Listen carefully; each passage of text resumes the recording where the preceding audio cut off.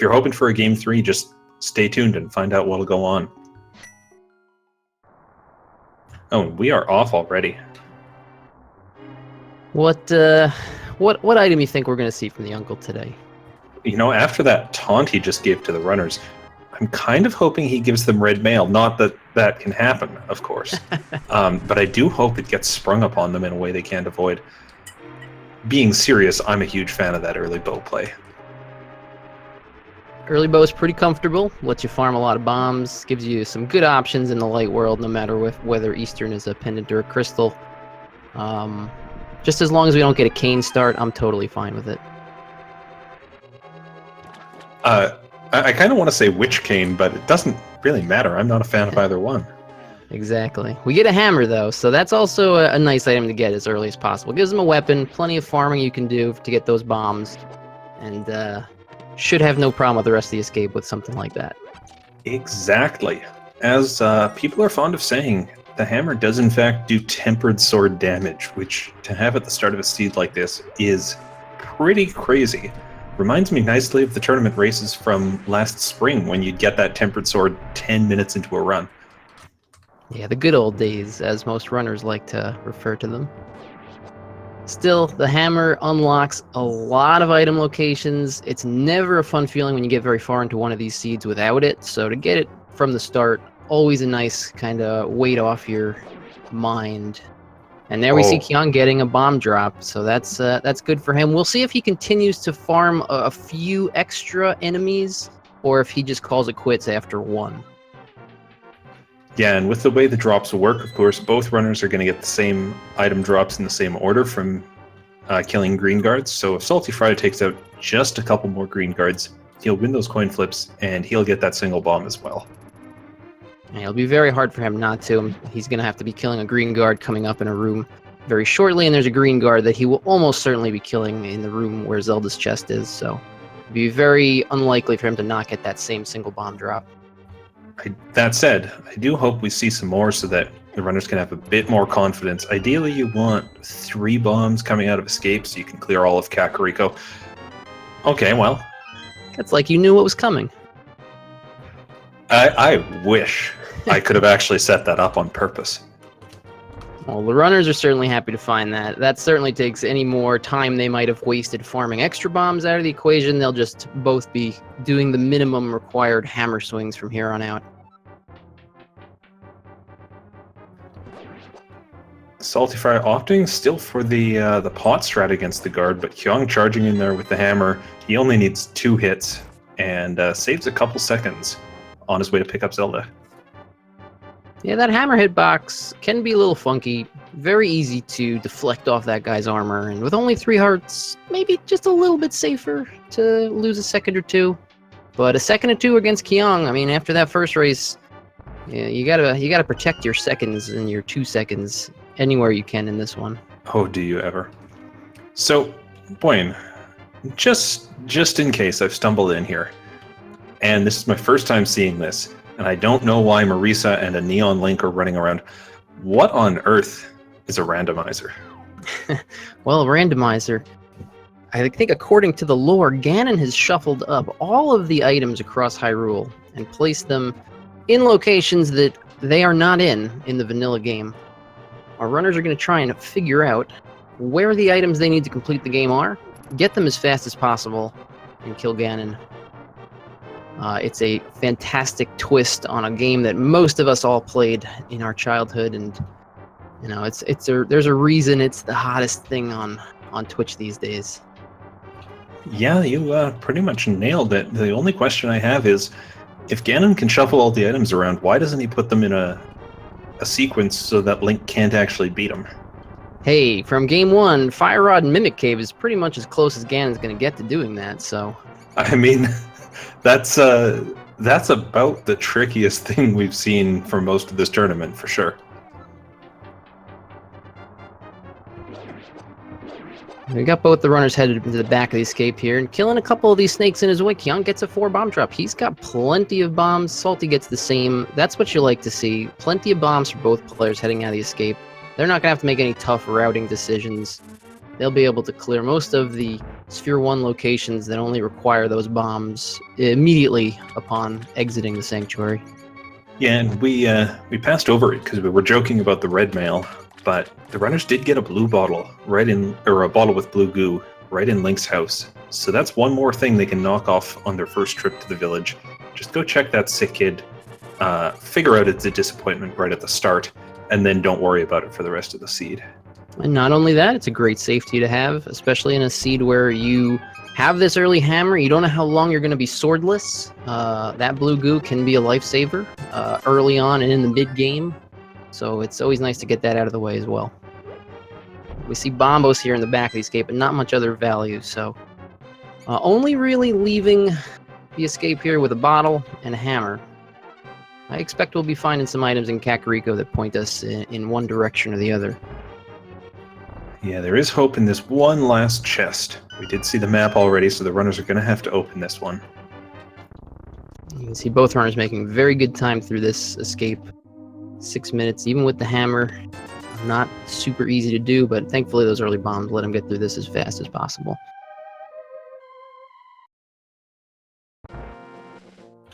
That's right. We have a map check there from Kyong, seeing crystals at Hera and Eastern, with the green pendant over at Desert. Not a terrible crystal layout. I'll take that crystal layout anytime. Yeah, it has me a bit worried about the flute not showing up for a long time if Desert's not required. Yeah, game 1 was a little shy on those movement items, with boots really never making an appearance when they would have been useful. Players went all the way through the whole game without the boots. If we weren't to see the flute, that's another kind of frustrating seed that's going to throw at them. So hopefully for their sakes, they're able to find something that gets them around the world pretty quickly and use that to make this go even faster. We do see the big bomb upgrade here, which is also nice to find early on. You have a habit of going into Kakariko with bombs and then finding nothing but bombs and being stuck at only a 10 maximum for a while. So you pump that maximum up to 20 and it just gives you a little bit more comfort as you start to load up on bombs, which they'll probably find a few of here in Kakariko. Oh, and saltyphry just went for the tier 1 triple, taking out that crow and then immediately pulling the tree, and he got 4 more bombs out of the equation. Bombs are a very nice tree pull. Probably wanted to see 20 rupees come out of there, but hey, take the bombs. You never know when you're going to run dry on those. All right, so what's Blind got for us in his house today? Well, that seems like a required moon pearl to me. Yeah, I'll take that at the very least. Could be seeing some very fast Dark World access if the Power Glove was to make an appearance. Oh, and a big 300 in the back. That's nice to have just as you're coming up on the bottle vendor. Yeah, so far very comfortable. The only thing they'd want to really see here in Kakariko now is the flute, but they've got most of the other things out of the way. Plenty of money. They've got the bottle to check Sick Kid. They have a weapon. Plenty of bombs. They're not going to need to buy any extra bombs, so this is a good start. Both runners are probably feeling pretty comfortable. They can execute their game plan as they normally would in any other seed. Now, were you saying something about you going to Kakariko and find some extra bombs? I had pretty high likelihood you'll be pulling some 3 bombs out of some of these chests, so. And even, you can never have too many bombs early. Most of these seeds you end up with 30-something late, but having extra bombs early, and hey, a sword, another weapon, a little bit even better than the hammer at this point, I think, to find that early sword. So really just seeds going out of its way. Maybe not with heart count just yet, but it's making these runners feel very comfortable. Yeah, this is the kind of loadout at the start. Ooh, there's another heart container, so we're up to 5 hearts now. This is the kind of loadout where you just go, all right, I don't have to worry about trying any crazy strats right now. I can at least, go in with a reasonable amount of gear. Yeah, exactly. Even something early in the game as clearing out Mini Moldorm Cave. Depending on what you get coming out of Kakariko, that can be more difficult than it sounds. But with this loadout, they should be pretty comfortable. They're comfortable to go into Eastern Palace if they end up going that way, and anywhere else they're really going to route here in the Overworld. The seed has set them up to do it. pretty comfortably, or at least the same way they've done it hundreds of times before. Yeah, now there's what I like to see in the back of the tavern. 100 rupees. Steal that tip money, but now you've got enough to go pay off Zora for that item. Yeah, and with the Moon Pearl, that fake flipper up to Zora is a pretty lucrative early game play if either of these players wants to walk over to Ice Rod Cave and then down to the fake flipper location. A good way to get a lot of those locations routed in pretty efficiently, and even though some of them would be sequence breaks, in fact Zora would be a sequence break at this point, it does not lose you very much time over waiting and can definitely lead to some advantageous item finds. Yeah, it sure can. We did see Kyong and now saltyphry check out both the library and the race game, not seeing anything they want there. Just some arrow upgrades and a piece of heart. Kyong is now headed to South Hyrule, gonna do the damn stuff. As a runner, I don't mind a start like this. There's no item that's really pushing me in any one direction, so I know I can do the very standard route, and my opponent is probably doing the exact same thing. No decisions that I have to start making, so pretty relaxing start for both these guys, I'd say. Yeah, there are some cases where it makes sense to do the South Shore first before doing Kakariko, just in the hopes of getting that bottle or other stuff you'd want before you go to the village. This is not one of those cases. You just kind of play it safe and straight at the start, and why not pick up the silver arrows less than 12 minutes in? Yeah, that's going to be worth the 3 seconds it takes to pick up, I'm sure. Early silvers can save actually a lot of time over the course of an entire seed, provided you get that bow pretty early. Yeah, potentially can think of 2 bosses, both Armos Knights and Vitreous, where it just absolutely shreds them. Not to mention, of course, the final Ganon fight. Making use of that sword, very clean mini Moldorm Cave for Kyong. Does it basically as well as you could. And in this cave, 20 bucks, an arrow upgrade, a shield, art piece. At least we got the Master Sword out of it. Early Master Sword, nice. Although it starts putting that Aghanim play in your head, were they to find a couple other items. I did like saltyphry's play there. He went ahead and just used Bombos as soon as he walked into Mini Moldorm Cave. Takes maybe a bit longer, but it's a fixed amount of time, and you don't get jerked around by things like weird bomb hops that end up missing the Moldorms. There is no worse feeling than wasting a bunch of bombs in Mini Moldorm Cave or taking a death, and Bombos pretty much ensures you're not going to do either of those things, so... Kyong made his way up to Ice Rod Cave, and saltyphry is going to do the same thing, so no fake flippers just yet. But the mirror up in Ice Rod Cave, that was certainly the place to go. Can be a location people like to skip, because it does save some time, but, you know, given that these players don't have any direction from the items they've got so far, it would be pretty risky to skip. It's good to see both players doing it, because they're going to get a extremely useful item out of it, and it does look like Kyung's going to do the fake flipper play. I would be surprised if Salty does not follow suit. Oh, I like Kyong's setup here. He can use the bomb, and it puts him right on the edge of the screen. The bomb can't force you to screen transition, so he can just walk straight up, hop in, and the fake flipper setup is guaranteed from there.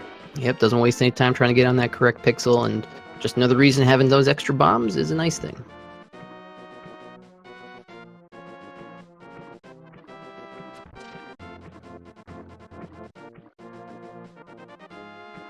It does look like both players are going to be following in each other's footsteps.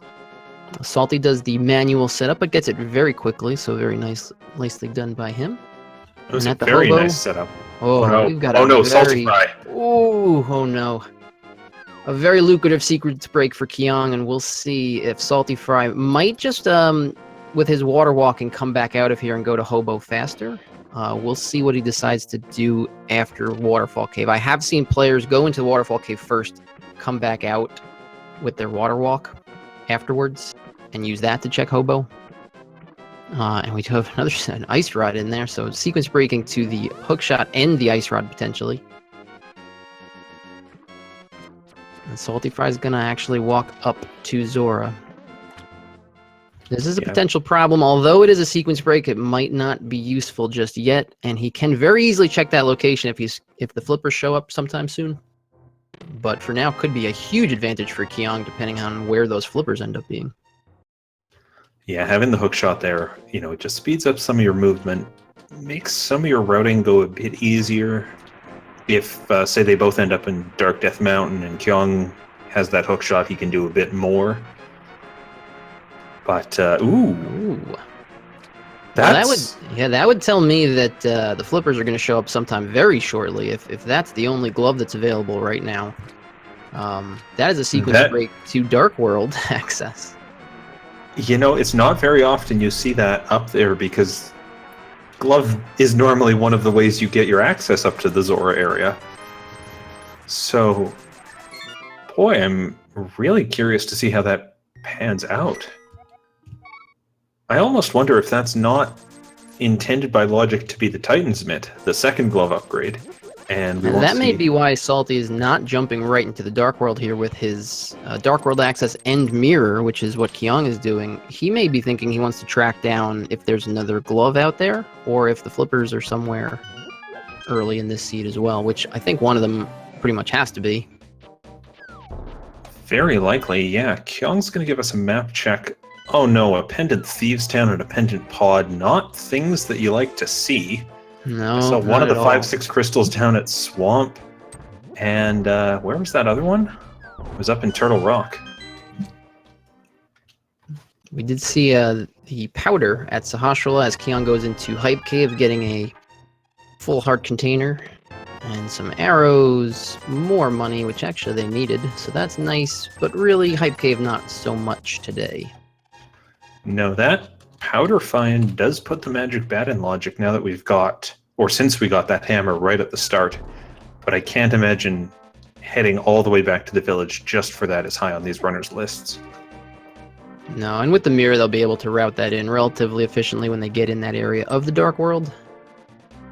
Kyong is going to be taking the western route here. They do have a very large amount of the Dark Overworld open to them.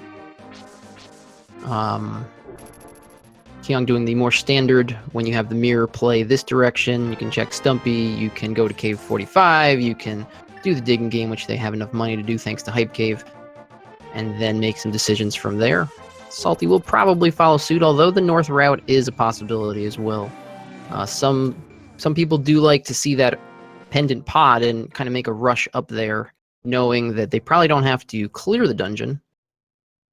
And with that blue goo, they would be able to do the bottle glitch. It's a possibility Salty will head that way now that he does his map check. That blue goo does kind of tilt the scales, interestingly. Salty is going west. Yeah, this is definitely the more standard play. With that mirror, it feels like a mistake to leave Cave 45 out of your early check here. I think the mirror pushes it probably more towards this direction and more of a gamble to head towards Pod, so this makes a lot of sense. And hey, from here, both these runners can mirror, do the powder check, and then head up into the Dark World north of the village. 10 bombs, those being the potential uncle bombs coming out of the digging game. Well, interestingly enough, Salty with that Bombo strategy does not have magic to check Magic Bat. He'll have to get a drop if he's going to route that in the way that Kyong likely is going to in a minute here. Oh no, that's an interesting factor that, we usually don't see. Usually by the time Magic Bat comes up, the runners picked up that initial magic from the Uncle's Secret Passage, and they haven't used any magic since then. Kyong, interestingly, is just going to... Oh, of course, he's going to walk by there. He hasn't been over to Sahasrahla for the powder. that makes even more sense, so... And also, from Salty's perspective, it is not urgent. He's got the mirror, so he can easily do that, say, after full clearing thieves, if he ends up doing that, or getting a magic drop, which is very likely from the digging game right now. But he's not going to actually push forward, so he's just going to go up into the Dark World, I'm sure. Kind of same routing as Kyong, and he can route that powder in, really, at any point in Village of Outcasts. Yeah, now, Kyong... He's not going to do what some players would do in this case. Many would go into Skull Woods. He's going to head straight into the village. I'm curious what he does with Thieves Town. He will almost certainly be checking the first 4. I think that is in every runner's standard playbook. Salty's gonna drink the blue potion here. This is interesting. I would imagine that you don't have to rush to this since you're likely going to the village anyway. But he's prioritized making this check. He uses the blue goo just to powder the bat here. Very interesting call. Let's see if he gets anything that's gonna help him out immediately from this.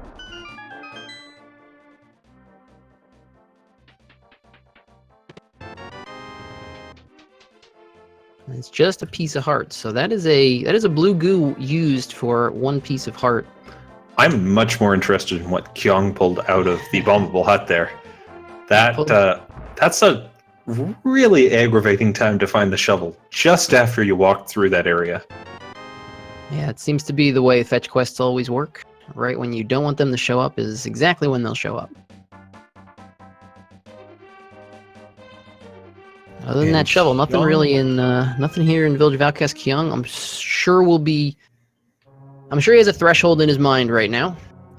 For different runners, the threshold is different, but you're saying to yourself, if I find one item in these first 4 chests, maybe I'll go deeper. For some runners, maybe that is 2.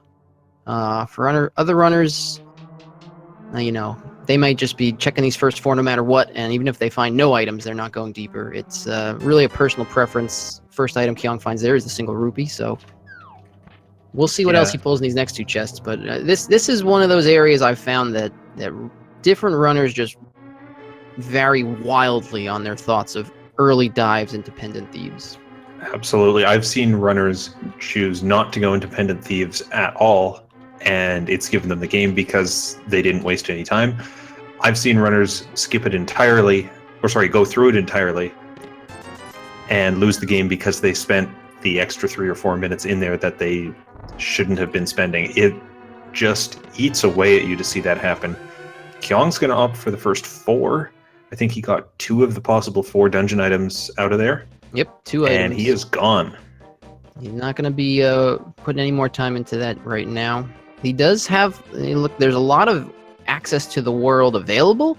It's not all in sequence. In fact, right now, none of what he's doing is in sequence. But he could further sequence break up to Death Mountain and check a lot of the light Death Mountain. He's got access to all of that. So with access to so many locations, it makes a lot of sense to not go deeper into Thieves just yet. And he's still not even out of things to do in this area of the world. If he wants to come back and do Thieves later, he's perfectly able to do the rest of Thieves without feeling like he's lost too much time. That's right.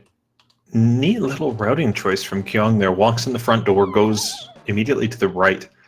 And if he had gotten a small key, he could have gone straight back and done the left side of this dungeon immediately without having to do that tall room he fell into.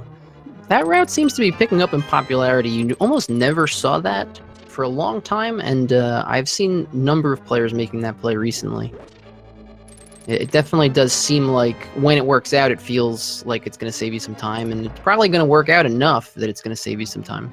Yeah, it looks like saltyphry is doing it too. We did see one of the 2 items of Skull Woods come out. It was just a bee in a bottle there. Kyong is going to check this back chest a little faster because he has the mirror. He's able to mirror out right after grabbing it. So if he went far enough south there, he didn't quite, I think. Ooh. Gets hit by that mummy. Takes the least expensive death you can take in the game. The optimal strat for that room is to slash at the berries, the jellies, and then walk down just onto the red tile. And I can't tell you why, but that messes with the mummy movements just enough that 80% of the time or so, they won't hit you while you're pushing the statue. Yeah, there's a good amount of RNG involved in this room. You can get very friendly RNG from the leftmost mummy, where he will just stay stuck. Kyong had a couple problems here. These mummies do a lot of damage when you're on green mail, and you can see he's a little frustrated, unable to get this in quite the right spot. And actually, all these extra actions have allowed Salty to make up quite a bit of time. Salty was trailing a few rooms behind there for a while, and he also had the extra check of Sahasrahla. There's the red cane in the back. That doesn't really do much for the runners. It's a nice time to find that. Would have sure come in handy on getting through that. For that. That's the way the seed's going to be. Okay. Now, Salty hasn't dipped into Thieves Town, has he? No, he has not. So those 4 chests with 2 items are still a mystery to him, but you're right, he absolutely made up some time in that room. And again, with 2 runners as close as these two, I want to remind everyone it was a 33-second difference in race 1. Rooms like that can have an effect on the outcome of this race. Yeah, not only mathematically, but mentally as well. Kyong knows he just dropped, 30 to 40 seconds in one room. He's not going to be feeling good about that for quite some time. Runners now headed over to Graveyard Ledge, which, it looks like you shouldn't be able to get here unless you've got the mitts or the boots. But there is this weird little path through the statues, not clipping, but hiding behind some things. You can, in fact, make it up to Graveyard Ledge with only Dark World access in the mirror.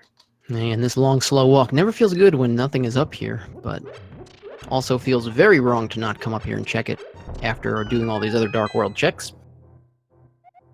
We've got just a piece of heart there, so Kyung's going to save and quit. Very interested to see what he does next. He's got a lot of options, again, none of which are some of which are not in logic.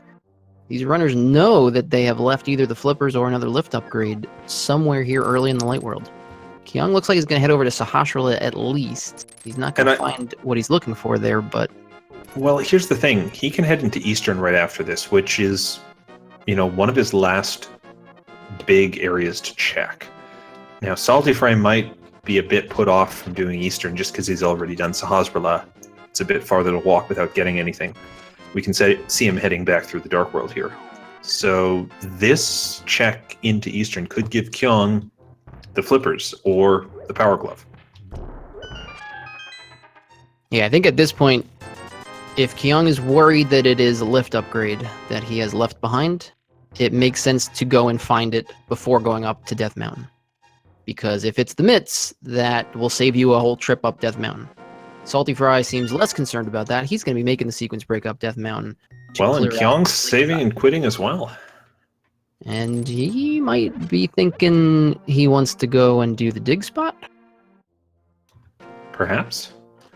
Salty's sticking his sword out as he goes through the dark rooms, of course, so he can use those sparkles to track where he's going in the darkness. Looks like he's in the second room now, carrying the old man. And the good news is, if you know what you're doing, you can just walk straight down in the cave, and none of the bats will hit you. Kyung, your dig spot is north of here. There we go. Old man rewards Salty with a slightly larger quiver, while Kyung takes 2 digs to dig up his big 20.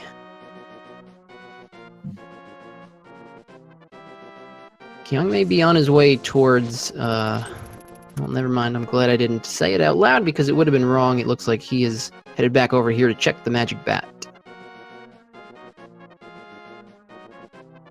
I thought for a minute he might be headed south to Agina, which is also one item that these runners still have left in logic down there. But besides Agina and Eastern Palace, we have narrowed down the locations of where either a lift upgrade or the flippers have to be.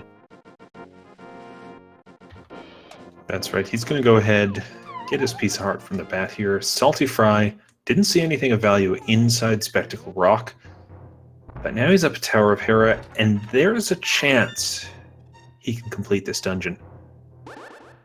It looks like he's going to put it off at least for now. Definitely could do it at the end of his Death Mountain route. And even if he finds the Titan's Mitts up here and wants to complete the Dark Death Mountain, he can easily mirror to Hera after that. So if he does... Oh, and the bow on the floating island. Can't get to that right now, but great to know that that's somewhere that they can get to it as soon as they can. Really good piece of knowledge there. Just need those Titan's Mitts and we can get all the way through. I am still a bit perplexed by Salty's play to skip Hera. There is that chance he just wouldn't be able to clear it without the fire source, but there's also the chance you can fully clear that dungeon, and why not do so if you're in the area? Yeah, certainly the way he's doing it loses him time if the dungeon is full clearable without the fire source. And it will save him time if the dungeon is not full clearable without a fire source, and he finds a fire source on this side of the mountain. But and maybe that's what he's banking on is, am I going to find that fire rod or that lamp in these checks over here? Yeah, in that situation, it would save him a little bit of time to not have to go back in and out of the tower a couple times. But definitely, I think most players, you're right, would certainly be going in there as soon as they're walking by. Yeah, of course. Either for the knowledge that do they have to come back later with a fire source, or, hey, maybe something is right in here that I want right away. Now, Salty didn't go over to Hobo, which means he never got his hook shot, so that's why he had to go up by Hera to get to East Death Mountain. Kyong gets to do the nice routing here.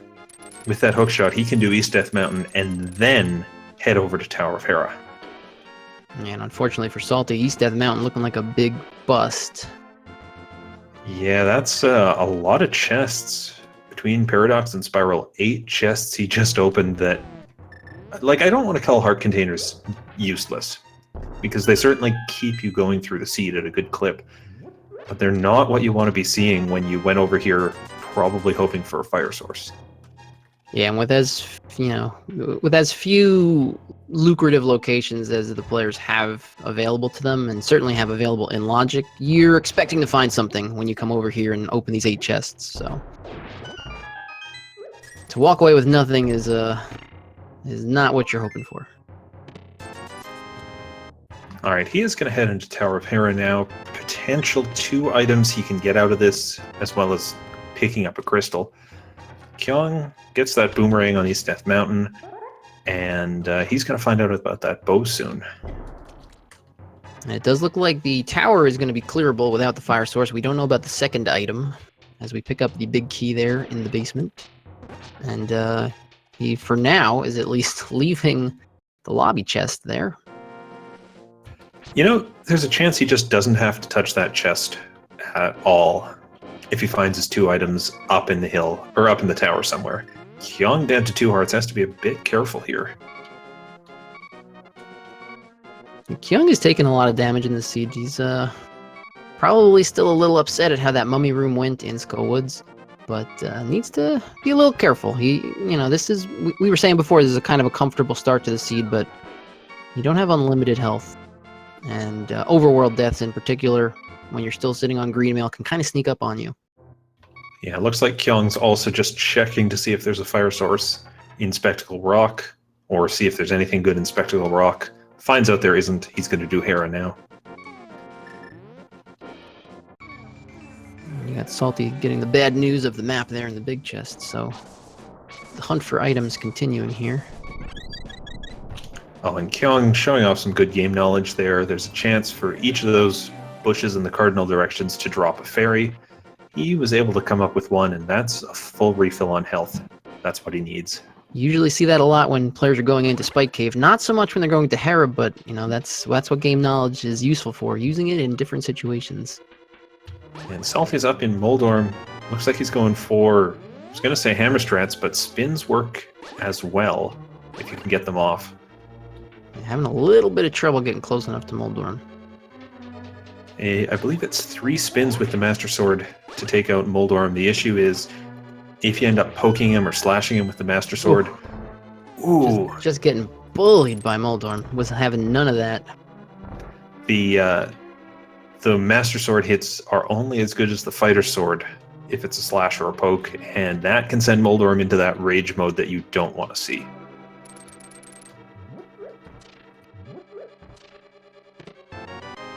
Yes, sword spins are definitely the safer strat. You don't have to get as close to Moldorm. And on this platform, it's pretty wide open. And if you get some favorable RNG, you can just kind of sneak in there. But like you said, don't want to be poking the beast, making this harder than it needs to be. He gets it on the second try, pretty clean. There we go. We'll see what Moldorm's going to have for us. Just the compass. So there's going to be an item in that basement that they cannot access. Well, there's still that possibility. The basement's just holding a small key. Unless we saw a Kyong check. Oh, you're right. Actually, no, I'm sorry. Salty skipped the lobby chest, so...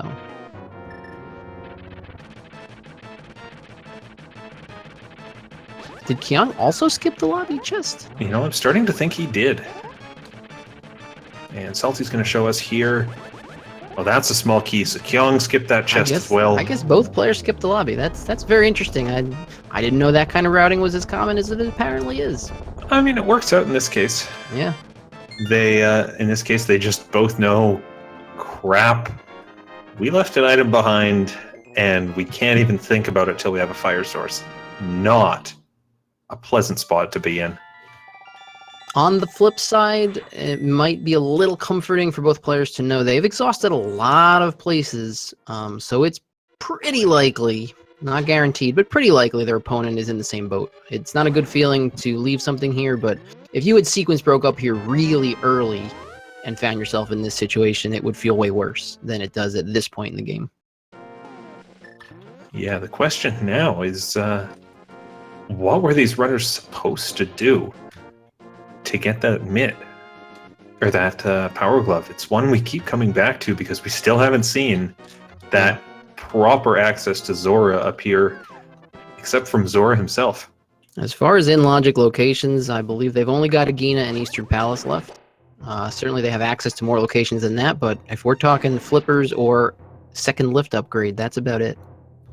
Yeah, now, Kyong's doing Spiral Cave, but saltyphry's on his way over to Agina, which, gosh, I really hope it's not the lamp.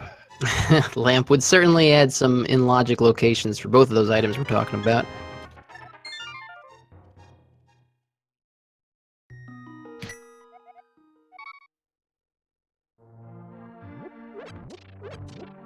Just a piece of heart, so if Salty wants to continue staying on logic here, he's got to head over to Eastern. He could opt to take a Dark World portal with him and pop into Pod also, but knowing that the bow is up on Death Mountain and the fact that he already drank his potion, he may not want to do that. Although it looks like he might be thinking about it. Yeah, going through the Dark World here makes a fair amount of sense because you also get to check out what's on the pyramid. And, you know, that reason I was afraid of Lamp was that would put Aghanim's tower into the logic.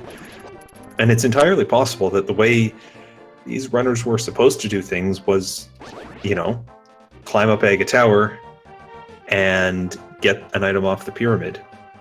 If that ends up being the case, we might have just seen a fake flippers play to skip Aga Tower, which is always a treat. Yeah, definitely one of the more interesting logic skips if that turns out to be the case. Oh, and saltyphry is buying a red potion. He does have Palace of Darkness on his mind. Now, this is also very good routing by him. I mean, I'm sure he doesn't feel great at the way he had to use that potion. And sometimes, you know, if a runner feels like they've made a mistake or they've made a decision that hasn't worked out, they can compound it by, you know, not really trying to correct that. But here he's going to take the extra couple seconds and make sure that he's got a way to do Pod the way he would had he not used that blue potion. And just in case you missed seeing it on the pyramid, it was a single arrow. So certainly pyramid was not intended to get... It's a single silver arrow at this point. But without the bow, it's not going to help you. Find themselves one arrow short of Ganon when they're dropping in here. It could be very useful still. But probably not.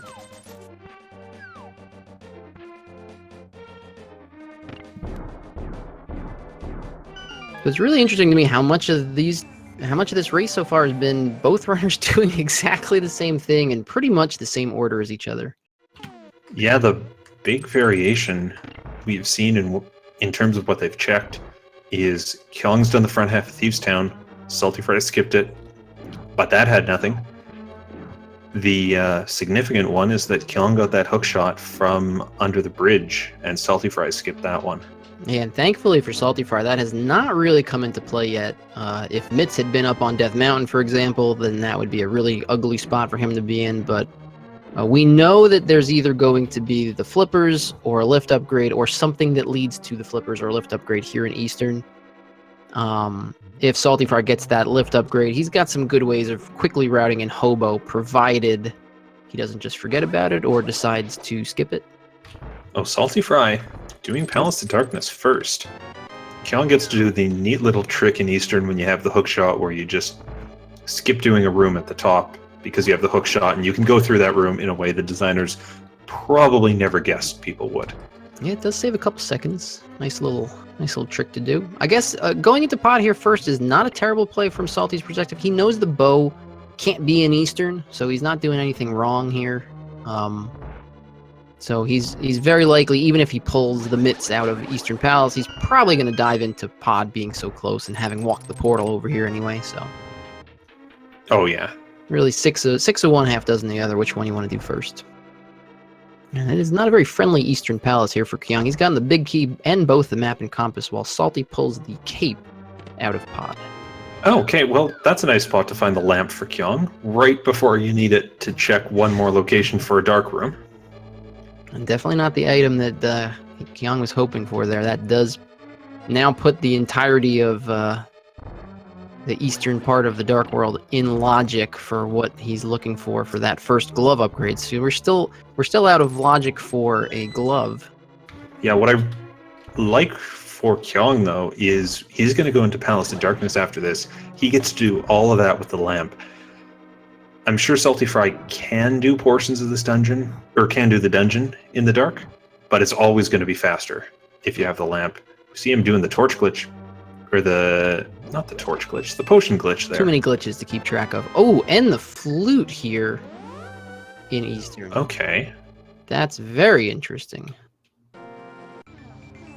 So I'm looking at that Hera basement now. Yeah, that's about the only place left. Well, unless they're supposed to do Aga. So they do have... Pod is all in logic for one of the items we're talking about as well. Yeah, and Kyong's going to know this as he goes through here. This is where some experience, even a lot of experience with the randomizer, you get down the rabbit hole of these sequence breaks, and it can be really tough to keep track what can be where. On that note, chat, if our speculation confuses you, feel free to go cross-eyed and hum until these runners get this logic sorted out for us.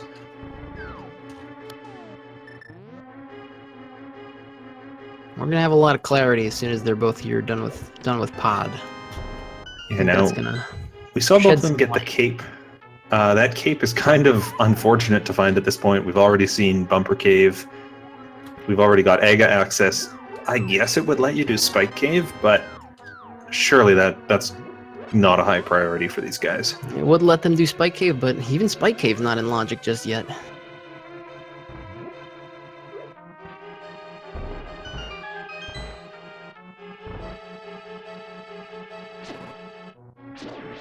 saltyphry taking advantage of that early big key he found. I actually thought he was going to hammer jump there, but he's not.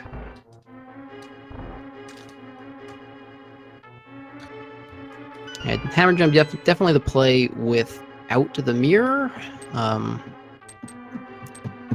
maybe just not loving the idea of doing the dark room backwards, since most dark room practice is going forwards. Oh, this is true. Ooh, and in the dark, Salty gets the fire rod down here in the basement of pod, so that's Skull Woods right into the mix.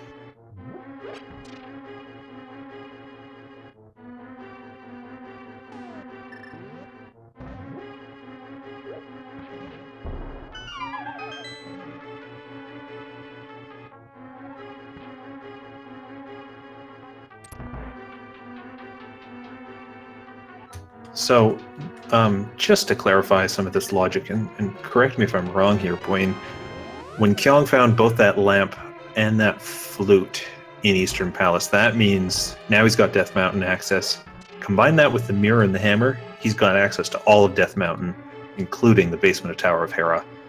All well within the logic, not needing, these silly sequence breaks they're doing. Yeah, that's correct. There's really not many locations where, again, because Zora is still out of actual logic. We can't get to Zora just yet. Which means that these runners might actually be in a situation where they prioritize running up there and checking the Hera basement. I mean, if that's how you're supposed to get to Zora, there's no seed, or there's no way at this point the seed is going to let them out without having both the mitts and the flippers. So if they start thinking that basement was required, they might as well head up there sooner and do what they can. I mean, certainly if they get in a situation where they have determined, and this is hard for us to do sitting here doing nothing else. It's very hard to do it while you're trying to actually play the seed. If they do get in the spot where they determine, item X must be in the Hera basement, then you're right. It makes sense. Both of those items are going to be required in this seed, so you might as well go up and do it. But that's a very good observation. We're sitting here, we have each other and the help of chat to theorycraft all this. These runners are trying to keep that straight in their head as they're trying to execute and probably worry a bit about what their opponent is doing. That's an extra cognitive load that really shakes things up. Although the more I think about it, the Fire Rod is technically a sequence break because the entire back half of Pod was a sequence break after they did the potion glitch. So that might be the only in-logic location, and Kyong might be going straight there. Yeah, he's decided not to even activate that flute just yet. He is going straight up the mountain. And if this gives him the Titan's Mitt, then not only does that kind of work the logic out for him, put that Zora play back in, he can go over to the east side, get in the Dark World, and grab that bow right now.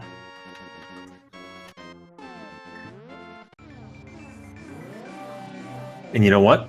1/3 of the time, he can look at Turtle Rock, see that it's Bombos required, and just walk in and clear the whole thing.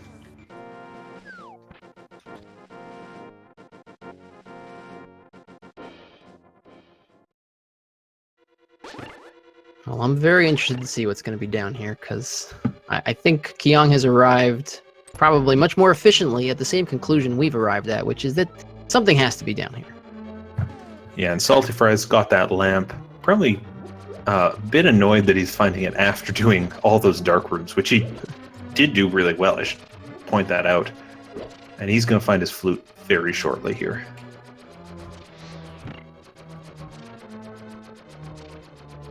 And we'll see if saltyphry has arrived at the same conclusion as Kyong. Again, it's very easy to get lost in this logic chain.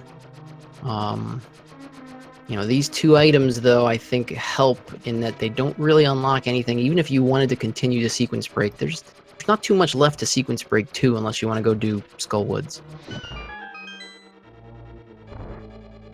And we're about to get our answer. And I think we already got our 2 items from Skullwoods. Oh, you're right. So there isn't any reason to go back there just yet. I mean, you could sequence break a crystal. There's the mitts, though. Well, we knew they had to be coming up shortly, and this is really pretty impressive knowledge by both players, being able to, on the fly, while playing this seed, already getting pretty trolled. We're 48 minutes in, we've got 1 crystal. To be able to keep track of these items well enough to know, hey, we got to go back up here for this one slow, long check, because I know enough to say there's got to be something here.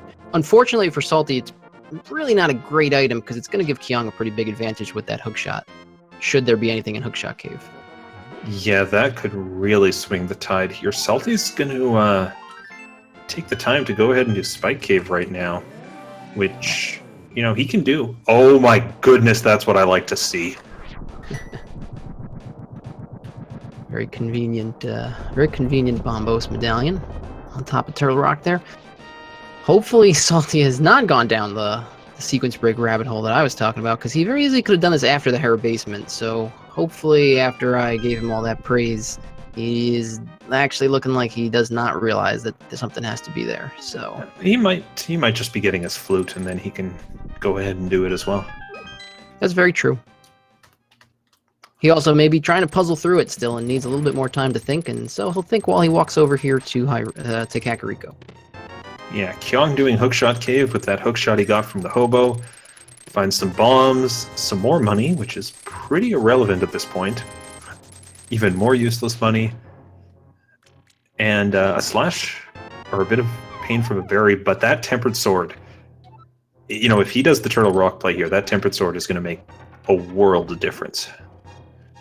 Yeah, really nice timing.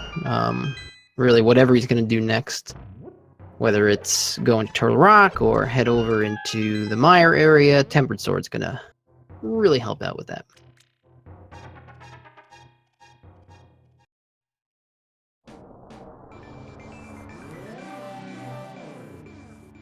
We've got Kyong picking up his bow off the floating island. Salty is fluting back to Death Mountain, so you were right, just activating his flute. Now he's going to go back up here, pick up his Titan's Mitts. He's not going to miss anything in Hookshot Cave that's super important. He's not going to get that sword just yet.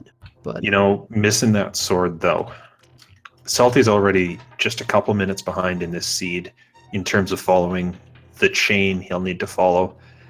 And being down that one sword level is going to be a huge detriment to him for the coming minutes. yeah, it's not gonna make up any time not having that. But it could be worse if there was the next piece of progression sitting there. In fact, as far as items that we need to complete this seed, we're getting pretty short on them. We know we'll need the flippers at some point, and we know the flippers are not going to be hookshot locked, although we're pretty much out of hookshot locked locations already. Kyong is going to dive into Turtle Rock, so we're really only a Mire medallion, the flippers, and that's potentially it, away from a go mode. Yeah, you know, it's a bit too bad he hasn't been to Mire yet just to know what would open the dungeon, because there would be a small chance he could find the flippers in here and then be in go mode. But ultimately, I don't think that'll end up hurting him too much. I just hope he gets there soon so that he does find out, okay, Balmos is enough, or he gets there and goes, great, now I have to search for Quake.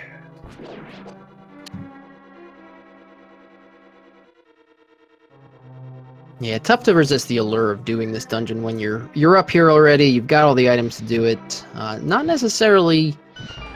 I've been talking a lot about how well equipped the runners have been, and at this point, they're actually starting to get not so well equipped. Still only on green mail and only with 9 hearts in Turtle Rock. Fortunately, they've got that powder, and Yes. that'll make a world of difference. Turtle Rock is so full of anti-fairies, which means with powder, it's just full of fairies. It is funny how the later dungeons seem to fill up with more and more things that you can just turn into fairies in this game.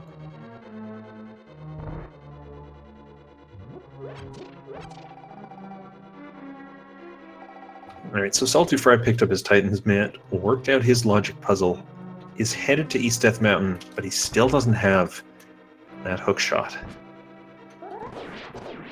He will be able to pick up his bow, which he's not going to need to use just yet. And it'll be interesting to see if he makes the play into Turtle Rock as well. There are certainly other viable plays.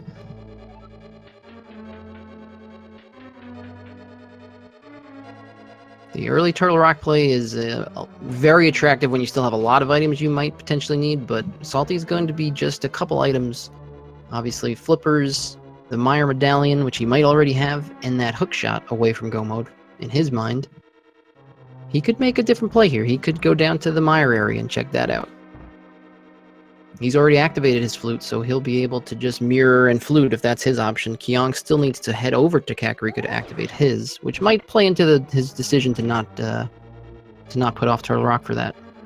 This is very true. Oh, Kyong having some trouble with that pokey as the head gets away, runs to the top of the room. Sometimes it just gets away from you, which is not what you want. Saltyphry, we see buying a potion. Potion probably suggests he's thinking about going into Turtle Rock, just like Kyong. So, surprise, surprise, 53 minutes. These runners have really routed this very, very similar.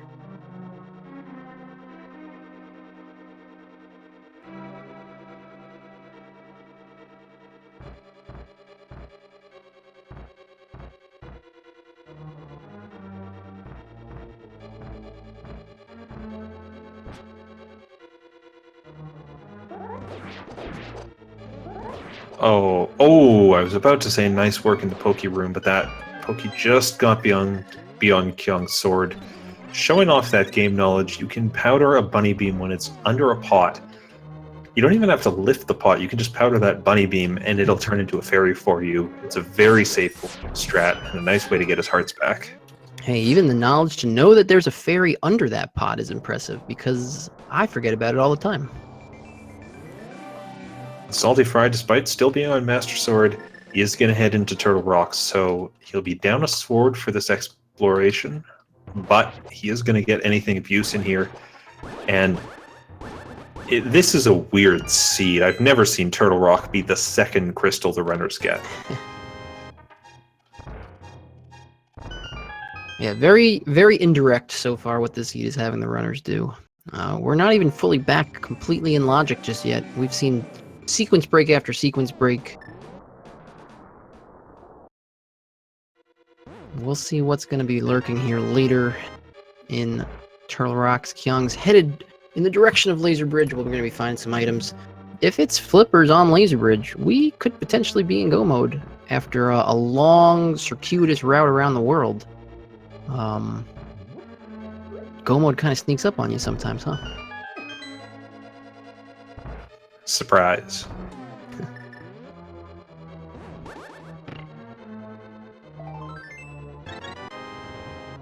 Just a piece of heart here in the second roller room for Kyong.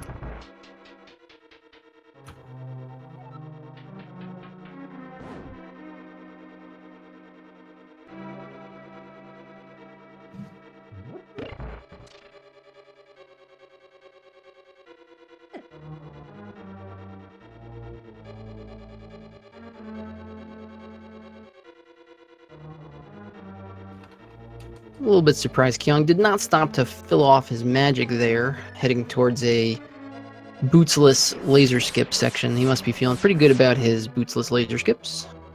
No need Those to are bother. a challenging trick to pull off.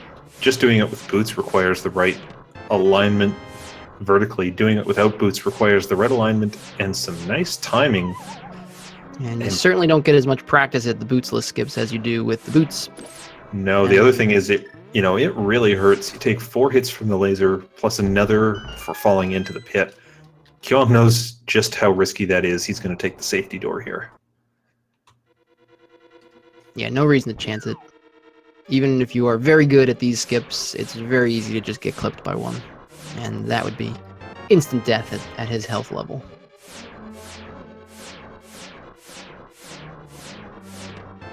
Oh, and there's the flippers.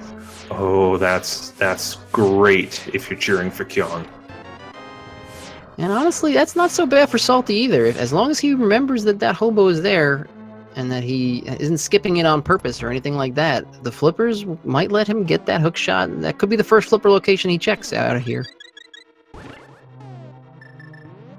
Although if that is the go mode item, obviously Kyong's got a pretty sizable advantage. Yeah, just a couple minutes, but as we've said before, that sword, as these runners go through more and more, is going to make a bigger and bigger difference. And, we saw in the last race, Kyong made up time on saltyphry in the last few minutes of the game, just based on his execution. If he's up a sword on saltyphry, we could just see him absolutely tear through the end of this. You do not want to be behind or even up against Kyong in a fair fight, execution-wise. You certainly don't want to be up against a fight, execution-wise, down a sword.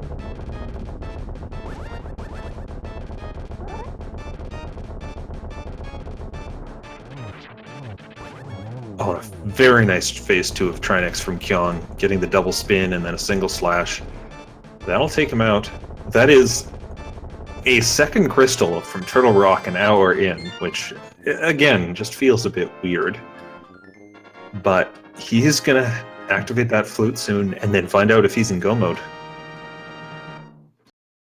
Yeah, really, for all the craziness we've had routing-wise and what the seed was expecting you to do here in the mid-game, if Mire is Bombos, it's ended up being kind of a quick go mode. Certainly quicker than we would have imagined 15 minutes ago. I mean, it's not actually that ridiculous of logic that the seed wanted. You just had to go into Eastern without the lamp, get the lamp there so you could get the flute, then get your first glove from Tower of Hera, then immediately think, oh yeah, I want to go to King Zora for my other lift upgrade. It's not that ridiculous at all. It's still a bit circuitous, but really it was the sequence break that just kind of drove us and these runners a bit mad.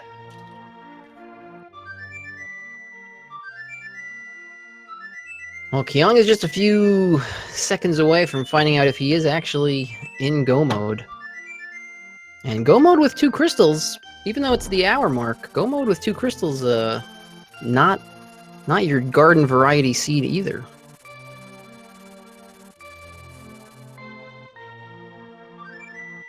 No, the good news is, these are, you got 2 of your fastest dungeons. Actually, the 2 fastest dungeons comparing Go mode and full clears. You can go straight through swamp, you can go straight through ice. And in Kyong's position, you've got that tempered sword. You don't check any chests because gold sword is not going to save you any time. But it's Quake required. Ugh, okay, not Go mode.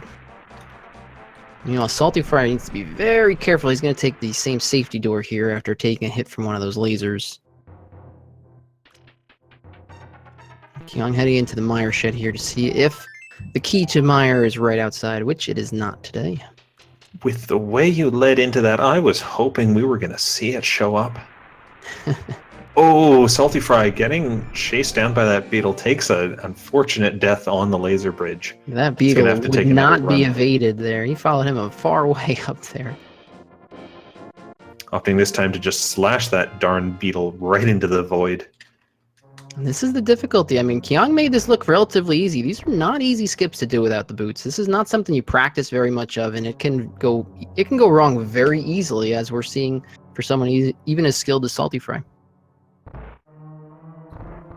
Big key on the torch in Desert Palace. Good thing this is a pendant, so we don't need the boots for that.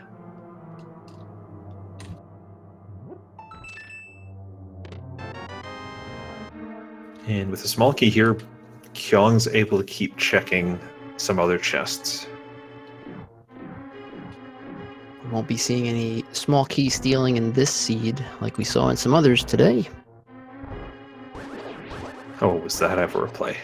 That was a heck of a race. We're just seeing stuff this round of the tournament. We're seeing some incredible stuff pretty much in every race, I feel like. Well, Kyong gets 1 of 2 items out of Desert Palace. It is a heart container, bringing him up to a very comfortable 12 hearts blue mail. But no Quake medallion. saltyphry has finally gotten his flippers. He'll be headed to Trinex. Hopefully getting him down. Although it'll be a hammer Trinex for Salty, so this is a little more difficult than the tempered sword version that Kyong had. And just like you said, that sword, we're hitting the point in the game where that really starts to save a lot of time when you've got that sword difference. And Kyong's execution's been very solid. saltyphry has had some issues here in Turtle Rock, falling a little bit further behind. Really, a lot of Salty's chances here are going to come down to, number 1, obviously where the Quake medallion is, but how soon he checks Hobo. We know that it's very unlikely he's going to get that tempered sword in Hookshot Cave anytime before, say, the trip to Ganon's Tower, if then even. But if it ends up being someplace in like Swamp, which may be something that's pretty close to the top of Kyong's list once he finishes doing these crystal dungeons. Yeah, saltyphry giving us a very nice hammer Trinex fight. The menuing timing on this is hard to pull off because, if something starts exploding when you're trying to hit pause, you actually can't swap your items. But saltyphry's through, and I don't think he got hit at all in that first phase. Yeah, always nice when the ice head doesn't get a chance to shoot any ice on the ground. That makes this fight much easier. But very well handled for Salty after that tough laser bridge. Gotta feel good to execute what's a pretty tough fight. Yeah, nicely done. So that's a second crystal for him. And I have to assume he's going to do the same check over to Misery Mire, find out if he can get inside. He's going to be disappointed. He might do Desert as well. And then, we're going to have to see where these runners split, if they do. And if saltyphry ends up going somewhere where he finds Quake faster, and he still gets over to Hobo for that hook shot, we could still see him in this race. This is not over yet. Yeah, really interesting on Salty's side. He actually can't get into Mire even if it was Bombos because he doesn't have the hook shot yet. Oh, that's amusing. You're right. Certainly he's going to check it for the knowledge and for the items that are surrounding Mire, but he has no way to get in there just yet. The other problem for Salty is he's done the pyramid check already. He did that. Both of them did that on the way to Pod. He doesn't have a supernatural way to route in Hobo. No, it's really an isolated spot at this point, and that might factor into his decision making. Yeah, I mean, there's a lot of mitts locked locations that he's still got since those mitts were so late for both players. I think Kyong's just going to do the standard run through all of the crystal dungeons that he can complete, and then if he hasn't found Quake by then, start making some decisions. Salty is, for the moment, still following in Kyong's footsteps. He's checked the Mire area, he's going to check Desert, I'm sure he's going to check Checkerboard Cave. Oh, a single rupee from Armos Knights. You know, Kyong, I'm sure he knew there was still an item to get in this dungeon. And then you go and you're like, it's going to be Quake, it's going to be Quake. Oh. But Chance brought something to my attention, which is, did saltyphry not pick up the bow when he was up on Death Mountain? I guess he didn't. If he remembers it's there, he goes back and gets it. It's a bit of time lost, but it's not a huge problem. My worry is, because I've seen this happen, you see bow up at the back of Hookshot Cave, and you go, right, bow's there. I have bow. And it takes some time before you realize, oh, I don't actually have bow. It's also very easy to, know it's there and yet still not connect the dots that you can go get it without Hookshot. Since he can't actually do Hookshot Cave, he may still think somewhere in part of his brain that he needs to get the Hookshot first. This actually increases his chances of getting that sword in there. Amusingly, I think it does. That could end up playing into his favor. Kyong's chosen Skull Woods as his next dungeon here. Yeah, and as saltyphry brings out the flute there, I can see his menu, and wonderful trackers confirming, yeah, he did not pick that up. I wonder if he's headed there. Yeah, he may have realized now. Now, Kyong's going into the back of Skull Woods. I believe we've seen 2 items out of here already. So this is just going to be another crystal for him. But I think it's in the spirit of clear this stuff out, do kind of the rote stuff, the execution that you're very used to, and take a couple minutes just to cool off, collect your thoughts an hour into the seed, and formulate your plan of attack from there.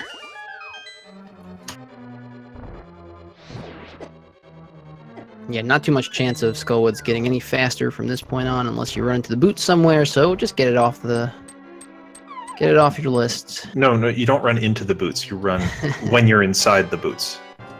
Run into a pair of boots while not wearing any shoes. I don't know how it works. Is Link walking around barefoot right now? We're going to have to get an official lore ruling on this. Chat, please help us out. Well, the good news is, saltyphry is on his way up to Death Mountain to grab that bow. And Kyong has taken down Mothula pretty darn quickly.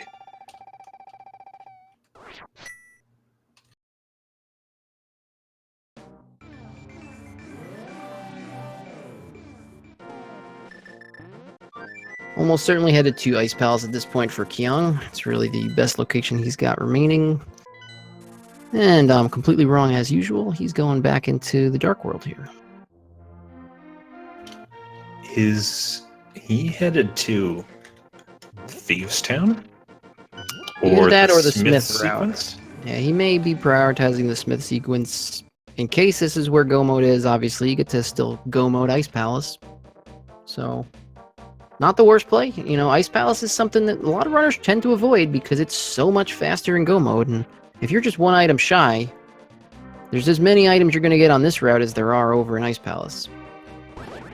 Yeah, Ice Palace and Swamp both play out that way, but I think maybe Smith's into Swamp is a likely play for him, where he picks up the Smith here, does the hammer pegs, takes that purple chest down, and after all that, he's got a Dark World portal right next to Swamp Palace.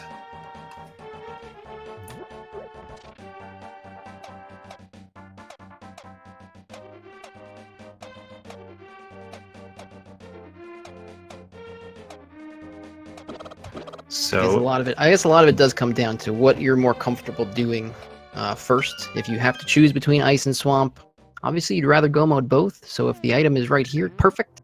If not, you're right, that route would make a lot of sense if he's going to prioritize swamp over ice. Kind of feels like a 50-50. There's a lot of items in swamp, although it takes a long time to get all of the chests if you go in there. Especially with that left side. So if you're just joining us, or you haven't been following for the whole race, both runners fairly close in terms of their items. The big difference is between them being Kyong did that early fake flipper to Hobo, while both runners did that fake flipper up to Catfish, got the gloves out of it, and then sequence broke everything for, almost an hour until they finally got everything sorted out. Now they're just running around for that Quake medallion, and saltyphry is going to have to find that hookshot from Hobo at some point to finish this up.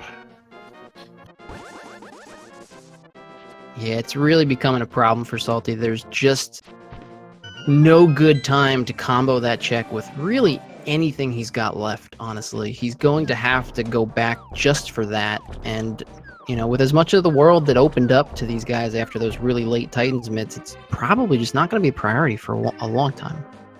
No, and of course the other difference between the runners being Kyong's running around with that extra sword that he got from inside Hookshot Cave, which is going to be hard for saltyphry to pick up at this point. Yeah, it's unfortunate going right back for that bow like he did. Immediately decrease his chances of finding that sword yet again. Now, there's also the possibility, based on their routing, they end up doing different paths. saltyphry stumbles onto another tempered sword from somewhere else, and that could even that up for them. Yeah, certainly the sword thing could come into play. The bigger problem for Salty right now is going to be that hook shot. I'm trying to find a reasonable time for him to check that, and really pre-Ice Palace dive is really the only thing that I can come up with, unless he goes and prioritizes it just by itself.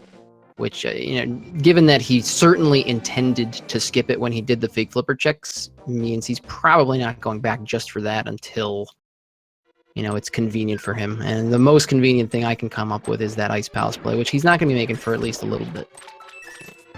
Yeah, and it does look like he's going to head into Skull Woods, and we might see him do that same sequence of checks. Smith, Purple Chest, Swamp Palace. Ultimately, for saltyphry to pull ahead here, he's going to have to end up doing a different sequence than Kyong has been doing, because Kyong, as we said before, is just tearing through this seed as he finds heart container after heart container with the blue mail. Little bits of damage don't even worry him. He can just keep pressing on at a pace that I can't think of any runner in this tournament that would look at this pace and go, psh, that's not a problem. This is a terrifying runner. And it really is. For an hour and 13 minutes now, these two runners have been on such similar paths. We have seen almost no route divergence whatsoever. So you're right. If Salty continues to follow in Kyong's footsteps, he has no way of making up this deficit. Now, thankfully, without that hook shot, or well, maybe not thankfully, but potentially there's some route divergence coming up, since Kyong is in a hook shot, well, at least half hook shot locked dungeon. Salty may not be going in there at the same time Kyong did without that hook shot. That's a very good point. Ice Palace potentially is logically blocked by hookshot, but you don't get this far in the tournament, I assume, without knowing your way to bomb jump all around Ice Palace. So if he's lacking the hookshot, that could be the edge for saltyphry to say, all right, let me check out Ice Palace. Yeah, sometimes route divergence happens kind of all by itself. Kyong is probably not going to start with the left side here. I'd be surprised he's going to do the back first, but this is another dungeon where different players have different thresholds of when they're going to do left side and when they're going to skip left side. I like going straight to the back at this point, because if you find that Quake, you just assume you're in go mode. You don't even worry about the boots for GT. You just say, this is probably what I need. Oh, Saltyphry just faced down a tricky fight trying to do Moth with the Master Sword instead of Tempered. Requires twice as many hits. And the spikes played a bit nice. Moth stayed in the center, and Saltyphry just pounced on that and didn't waste very many of his hits at all, taking down Mothula. A Mothula that gives good RNG is a great feeling when you're running this game. So far, nothing here in Swamp for Kyong, though. And if he finds nothing all the way through straight to Argus, he's going to have a decision on his hands to whether or not to go back in for that left side. Meanwhile, it does look like we're not getting any route divergence yet. Salty's going to follow in Kyong's footsteps and probably go back into Village of Outcasts for the Thieves, or for the Smith route. I guess redipping into Thieves would be a potential play here. There are 2 items left in Thieves, but that's a play you make when you feel super behind, I think. Yeah, or, the play you make when you've cleared out everything else you can. Right. That said, Salty hasn't been into Thieves, has he? I think he skipped that. You may be right. Maybe he didn't go in at all. That said, when you've got Crystal Ice Palace that you can fully complete, clear? Some combination. Some combination of those words. That's probably a higher priority than Pendant Thieves Town. Argus dropping the compass. We've already seen the map and the big key as well. So there are 3 items left behind in Swamp Palace for Kyong to go back and find. I would be very surprised if he just left this dungeon right now. Feels almost impossible to not go back in if there's 3 items. That's actually fully half of what the dungeon has. It would be very strange, and that's why we see him going back in.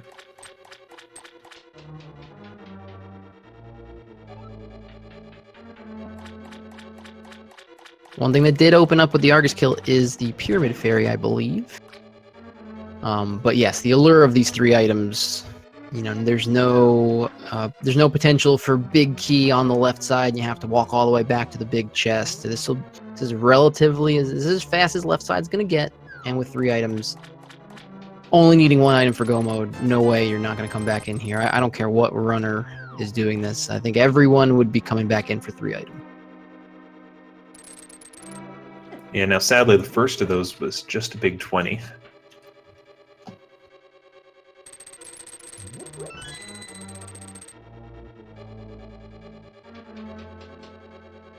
Saltyfry's gonna have his decision coming up here after turning this purple chest. Where does he go next? Well, we didn't see him open up a Dark World portal. We saw him go straight to 7. He is in fact going to go to location 8 with the flute now. This is probably like his Ice last Palace. chance to get that hobo routed in. Is he going? Either- Oh, Oh, no. he's gonna go up to ice first. I guess there's a chance he can do it after ice, but if he doesn't do it then, there's really no chance he's doing it until one of the last locations possible. Here is that big divergence we were talking about earlier.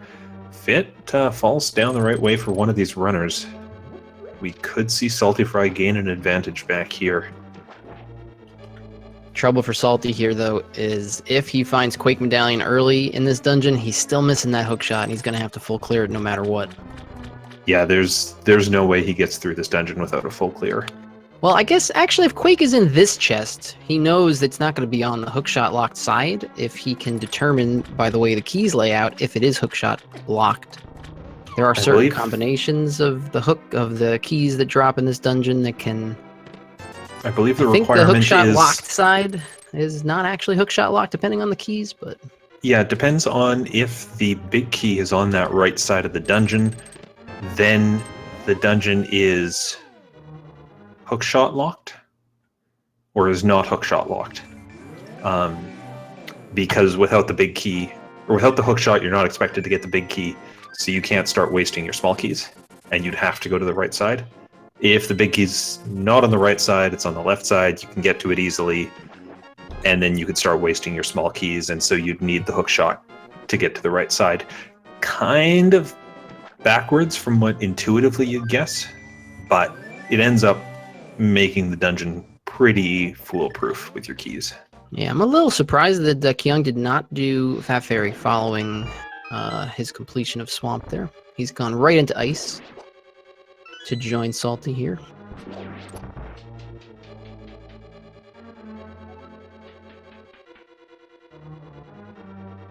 So both runners very likely to full clear this dungeon.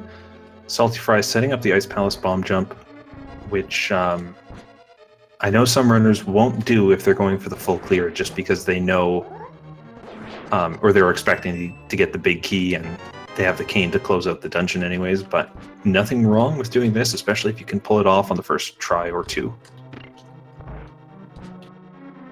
Yeah, for a lot of runners, it's just muscle memory. Even at that point, with the cane, might be technically faster to do the full clear.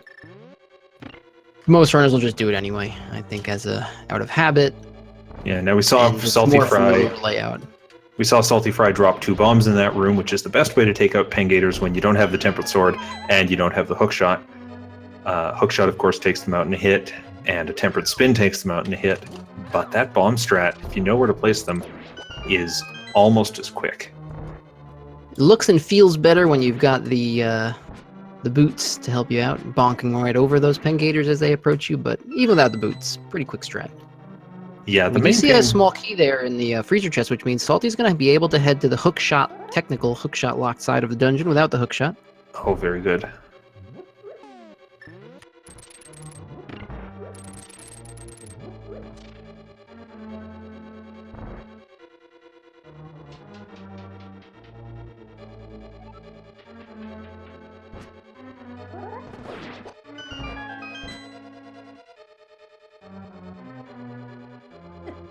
So we'll see what the right side of Ice Palace is holding for us today. And Kyong is also going to head to the right side, opting just to go straight north because he knows he can get over here with the hookshot. So he'll be a couple minutes behind checking on these specific chests, but still with the overall advantage in this race.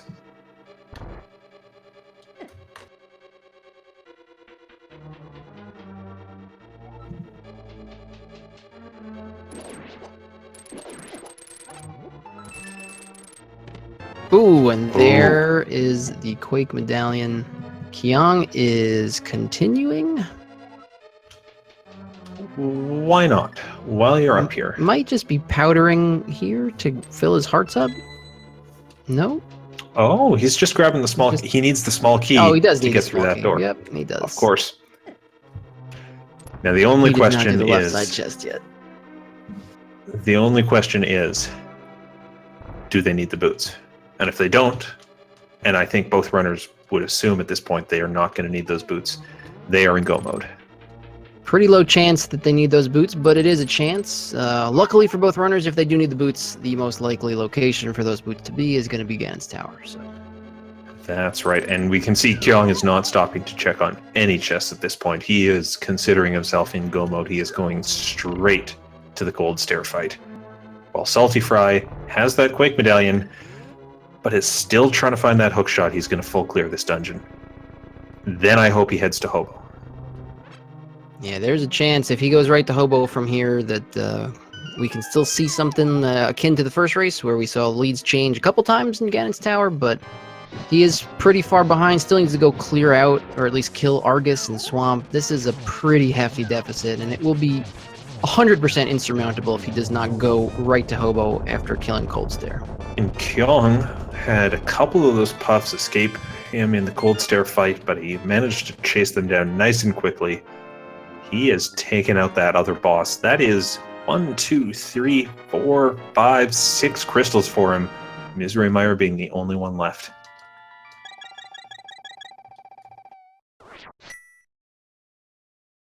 Oh, and he got the book too, which he's probably not on his mind in the slightest right now. Yeah, probably not a priority. This is another seed, though. These runners have suffered through 2 long, bootsless seeds in their series so far. It will be nice to see boots show up just to give these guys a little bit of a break. They can do their normal strats in Ganon's Tower, get through that nice and comfortably. This is a long time to not have boots. 2 seeds in a row. Salty now falling into that Cold Stare fight. He's going to opt for the Bombos play to open up Cold Stare, which saves him 6 Fire Rod shots to use in the second phase, which he's going to use pretty effectively, stack them up, and he needs those because he's running around with the Master Sword otherwise, and that does not do the damage you want it to against this boss. Yeah, even with landing a lot of those fire rod shots, you see the difference that Tempered Sword makes in a fight like this. Kyong having a pretty quick fight, and saltyphry having to dodge and dive some of these falling icicles and giant floating eyeballs while he finishes them off. Meanwhile, Kyong rolls through Mire 2 on his way to find the big key in this dungeon. Nice use of the hookshot there. In a few places, he's just latching onto things and moving himself a bit more quickly through these rooms. The mark of a player who knows exactly what surfaces the hookshot works on, because it doesn't work everywhere you would want it to. Well, this is the game here for Salty. If he does not go check Hobo right now, this is not possible for him to win, and he is menuing to book and checking the Hobo. All right. He will at least have a chance. He's going to be a pretty sizable amount of time behind, but at least this keeps him breathing. Kyong has checked the first 2 chests in Misery Mire. Unfortunately, not finding that big key. He's going to have to keep messing around in this dungeon, hoping to come across it. It's a bit of work, but it shouldn't eat into his lead too much. But saltyphry gets that hook shot and can now consider himself in go mode. On the one hand, for Salty, feels good to find that in basically the first place that you're going to check for your go mode item. On the other hand, he knows he could have had it a long time ago. And there is the big key for Kyong, so he will be going straight to Vitreous while Salty heads to Swamp to take care of Argus. Yeah, and when you find it in that room Kyong found it in, you can just go right up, left, and through a back passage here that most runs of the game don't actually take you through. But it ends up being fairly quick and nice and slick to get through here. Yeah, it may not be the God Mire, but a pretty friendly Misery Mire. It's a mire where we didn't do the torch room. That's always a good mire. It's a pretty good mire. Salty may be also losing even in a little bit extra time, checking some extra chests here for his sword that he could not get from Hookshot Cave. We see that Kyong's setting up a nice spooky mire without the boots there, firing that silver arrow, which covers the extra sprite that you would normally get by kicking up the dust in the boots. He's going to be using the fire rod now to activate these switches from off screen. Spooky. Very, very spooky. You can also do that trick with the ice rod. Kyong used the silver arrows, and it's actually much more difficult to line up than the regular spooky glitch with the boots is. So props to him. He has to have put some practice time into doing that. It's not the easiest thing to get on your first try. And now, ladies and gentlemen, the quickest of Vitreous fights, using those silver arrows, not missing a single shot, and I think he's got that off before Vitreous even gets a lightning attack. Very nice quick fight, and he's already got that mirror out. That looks like 7 crystals for Kyong. Looks like 7 crystals to me too, and I think we both know what that means. What does that mean? I can't imagine. Well, once upon a time we came up with this game to play. There are 22 chests in Ganon's Tower. One of those chests will have the big key.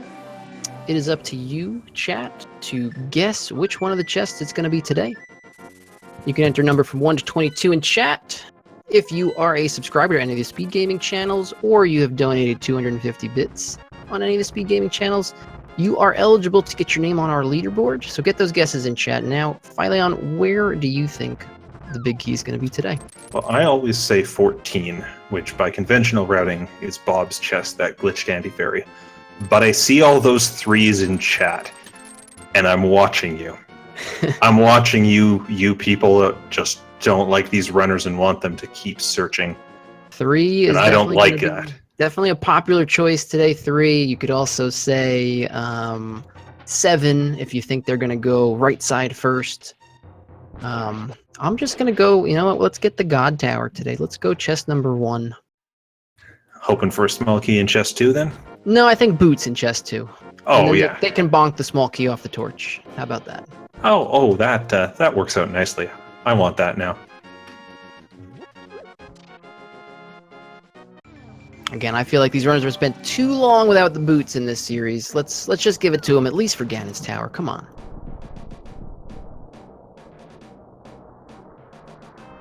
Yeah, certainly for, screens like the one Kyong is on right here, like saltyphry's on here, where instinctively, when you've played this game so many times, you just want to be able to hit that A button and go through there and feel like you're going as fast as you should. It just feels a bit frustrating as a runner to not have the boots for these moments. But Kyong's going to enter Ganon's Tower here.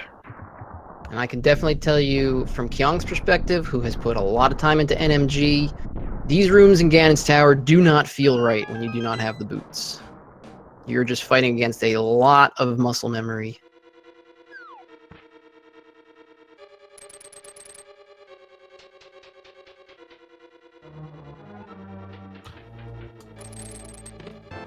Oh my goodness, Bwayne. See the boots! Ah, that's almost as good. It's a B word, certainly.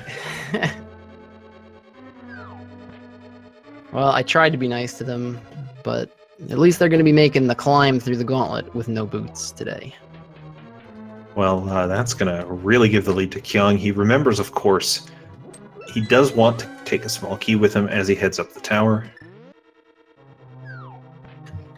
And congrats to Mighty Metric Batman, who was the fastest person to type a 1 into the chat and hit enter. You get your name read out on the internet this evening, which is always a nice feeling. On top of that, you were right.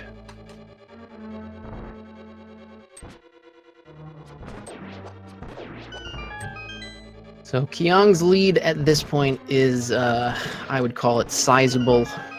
saltyphry still needing to go in and finish off Mire. He probably will be able to take care of that before Kyong reaches Ganon, but likely with Kyong's level of execution, Salty will not even be reaching Ganon's Tower before seeing that dot done. Still, it's incredible that we've even got this amount of difference in the two runners, given that both runners routed so similarly. It's just a lot of time was made up in the fact that Kyong did the one extra check early, fake flip ring to Hobo, and then his execution has just been, slightly better, and being able to get that tempered sword and having that early hook shot made things slightly faster. And this is a textbook example of small things adding up to big differences in this game. Yeah, I agree with that interpretation completely. It's by no means is it like saltyphry has played this seed badly or had big problems with his execution. Little things here and there, but he's been fairly consistent throughout all of it. It's just those little checks that he didn't have that added up over time. Kyong unfortunately misses that fire rod shot, but he's able to recover and just skates around that last room of the gauntlet really impressively. He has done that room so many times, he's always in control of himself. Unfortunately, that Medusa in the corner just snipes him very slightly, and he doesn't get the one cycle on Landmo 2.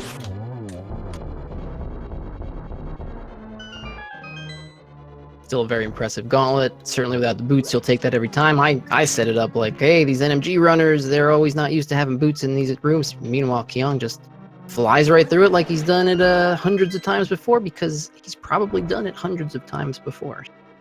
Shows what I know. Of course, these Samaria rooms, some of the most fun in the whole tower. If you can turn to the side as you're walking up, you can plant that block, take out 3 Wizrobes, and then just get the last one with the sword. I want to point out, Kyong just passed up on a fairy there that was right within his reach. He is not feeling any uncertainty about these coming rooms, and he knows he can get another fairy at the top of the dungeon. Gotta save those frames. Blazing through this. Certainly, he knows. He doesn't, he's not going to take very many hits until he gets to that next fill-up station. Of course, he understands you can run straight along that one line and the lasers won't hit you, which is absolutely terrifying until you trust in the game. But he needed that magic refill. He got it there, and he just has to take out a Helmasaur here to get that second key he needs. Yeah, everything firmly within control for Kyong. He'll be able to fill up his health in the next room. He'll be able to fill up his magic. He'll just need a spin and a slash against Moldorm, and then he'll be on to Aghanim 2. Just super impressive showing from him. He really, the only place I can even think of a misstep was early on in Skullwoods in that Gibdo room. Other than that, he's routed extremely well. Everything he's done has made a lot of sense, and his execution's been just like you'd expect the execution for somebody here in top 16.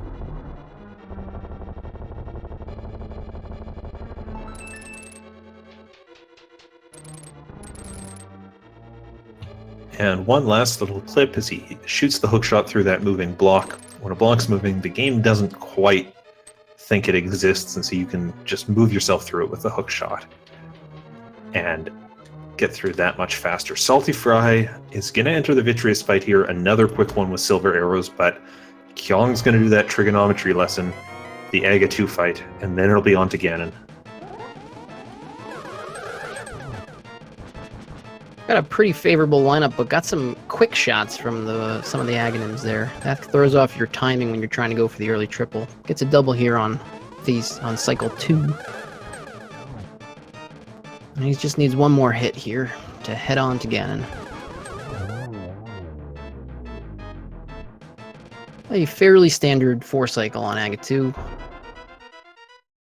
So at 136.01, he's headed into Ganon. This is, for a seed that we had 2 crystals at the almost 1 hour mark, had to run all over the place to find the Titan's mitts. The finish time for Kyong is going to be great, and the finish time for saltyphry is really not going to be too bad either. No, on his way up there now. I'll be a bit curious if he does any extra checks in GT, hoping for a sword. But Kyong's into the Ganon fight. He's going to need 12 hits in Phase 1, 12 hits in Phase 2. And if he does this right, he can do it in 1 cycle each time by spin attacking and bouncing off the trident like that, which sounds weird, but it works out. He's through Phase 1 and just needs 12 hits here. With some hookshot iframes, he can do that really nicely.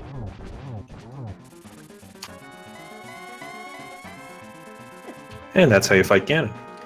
Beautiful 1-1 here on the first 2 cycles for Kyong. He's just going to need to spend about another 45 seconds taking out these silver arrows, getting through Phase 3, shooting the pig 4 times.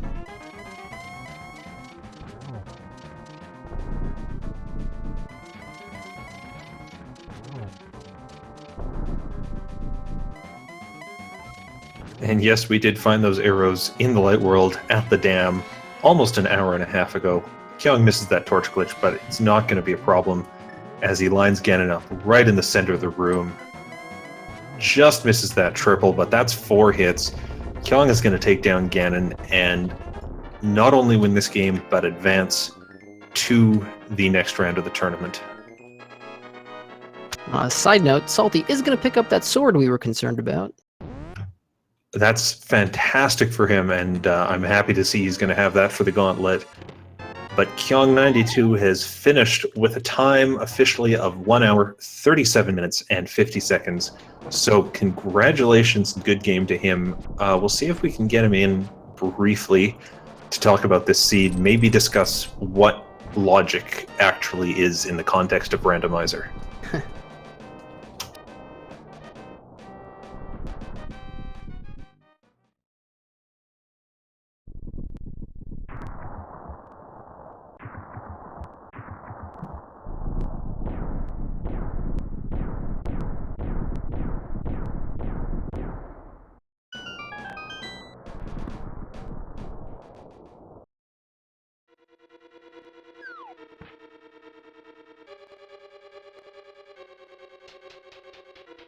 And I do see Kyong, at the very least, hanging out in chat here.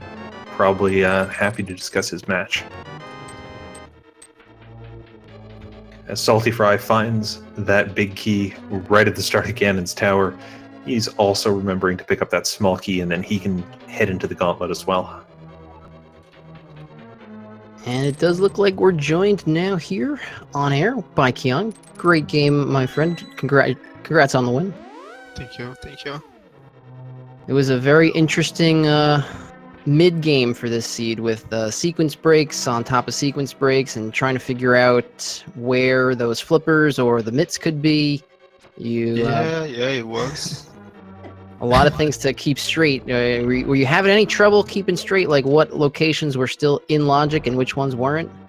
Not really. At least there wasn't that much open life, so I kind of knew in the end there it had to be either Hera's basement or Gina. So that's why I just went there planning to do Spike Cave with it if it didn't have anything. And later on, just ended up doing Mothula kind of early, just giving me time to think what to do next.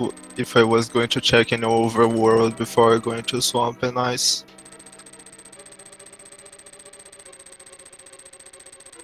Yeah, it makes a lot of sense. We were piecing it together. Obviously, when you're running a seed like this and you get that many sequence breaks deep, it's harder and harder to keep straight in your head what is actually in logic. But you handled it perfectly. You went right to where at that point we knew watching there had to be something in the Hera basement, and it was either going to be flippers or the mitts. Right. And so that was that's not an easy thing to do. We stressed that a bunch of times during the race. And both of you did it actually when you got down to needing only that location. You both went straight there. So great job out of both of you there. And other than that, the seed kind of threw go mode at you pretty quickly there towards the end. Even though it needed you to go find the Quake medallion. Both of you routed very similarly. It's just your execution was so clean throughout the whole thing, and really no major mistakes. You had a little bit of trouble in Skull Woods with the Gibdo room. Outside of that, the you can death take counter there, it's true. What's gonna? But yeah, you can take deaths in that room. That's not a punishing place to take deaths. So it was probably a little annoying to have 30 seconds lost there, but hey, the rest of your run was really clean. So yeah, thank you. The major difference between you and Salty, really one of the only times that you diverged the entire seed, was you did the fake flipper to Hobo early. Salty directly fake flippered to the waterfall cave. So yeah, I can imagine. Hookshot was his go mode after he full cleared ice, and other than that, you two were really doing a lot of the same stuff. Just your routing was little advantages here and there, little execution advantages here and there, added up to a nice, comfortable win. Yeah, I was really happy getting that hook shot, knowing Salty.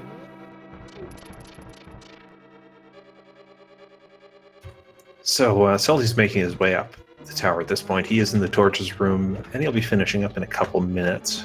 Looking ahead, Kyong, you're going to be facing off against either Christos, Owen, or Faraimi. Any thoughts about facing off two of the other titans of this game, and kind of how you're mentally preparing for that? Pretty excited, honestly. Like, at this point, you can't really expect to go any further, at least not with any sort of consistency, right? And I never had any opportunity to face Christos 1v1 or even race him very much since he's on the European time zone and all that. And we all know how good he is. And on the other hand, Furaim is like a buddy of mine who we played together in the 2v2 tournament. And I also know very well how well he plays, and I really not sure who I will be facing, but it will definitely be a good race, I think. Yeah, Sounds like you're gonna have a good time, but also a hard time with whoever comes out on top of that fight. I know we're gonna have a good time watching whoever comes out of that fight. Those sound like two excellent possibilities for matchups in the next round, so I'm excited already.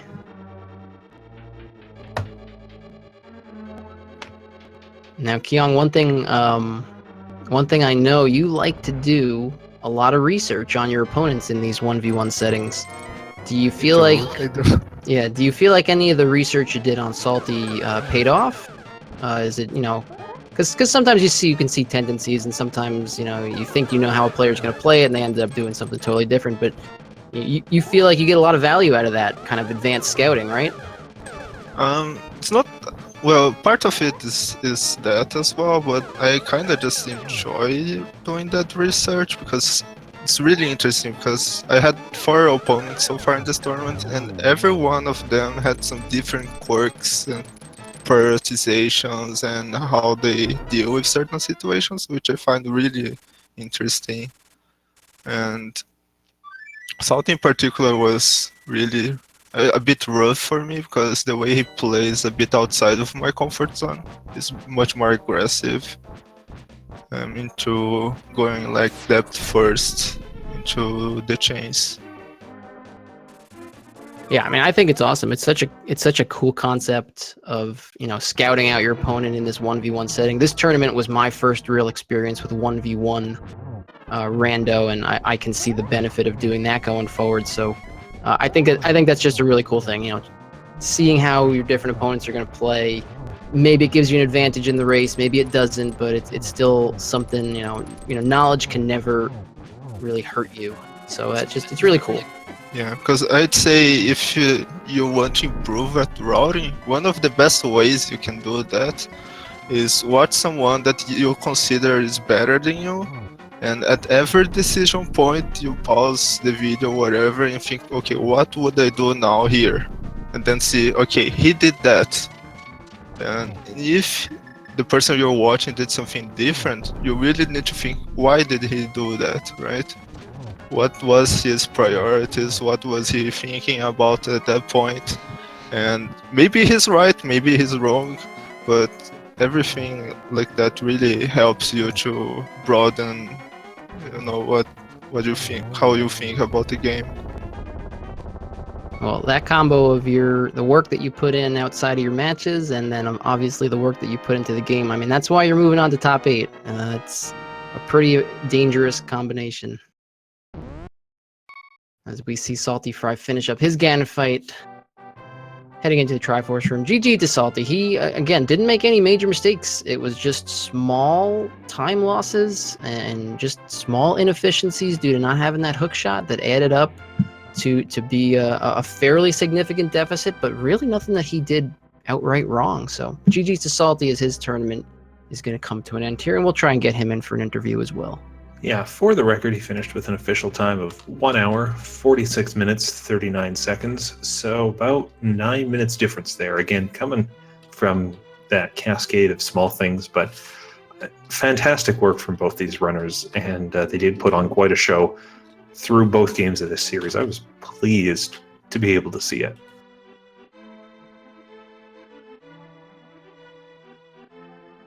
And it looks like we have saltyphry joining us here.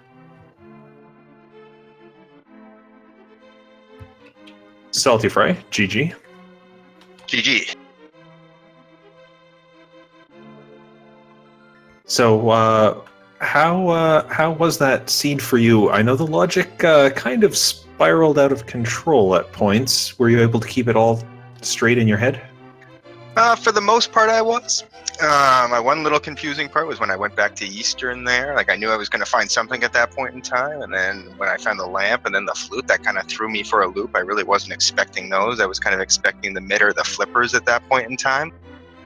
And then at that point, I kind of thought Spike Cave, and because I was thinking, oh, okay, it wants me to go to Ganon, then I could get that cape out of Pod, but then I completely forgot that I still wouldn't have had the mitt to get there. So it took me a minute to clue in, oh, right, I got to go to Hera basement. So that threw me for a bit of a loop, but I got it all together pretty quickly one way or another. Yeah, it's tricky when those sequence breaks get piled up on top of other sequence breaks, and it certainly threw us when the flute got pulled out of Eastern as well. But at that point, we kind of, probably at the same time, both of you were coming to the realization it's got to be something in Hera basement. I think we had determined, yeah, it's got to be something in Hera basement. So good job, both of you, for puzzling that one out. And really, the routes you guys were on were so identical for most of the seed, with the exception of the fake flipper for Kyong. Did all the fake flipper locations, and you skipped over the hobo. Is that just Is that how you prefer to do the early fake flipper, or is that just something you did in this seed in particular? I tend to often do that. I don't know. It just kind of feels like it's a little more out of the way. So usually what I'll do is if I have the money for Zora, I'll go up to Zora and do that. Or if I don't, I'll go to the waterfall and then turn around and come back at that point in time. Since I had the money, I went up to Zora this time. Really, I guess the answer was to go to both. So it was always going to be an issue one way or another, whether I had the money or not. Yeah.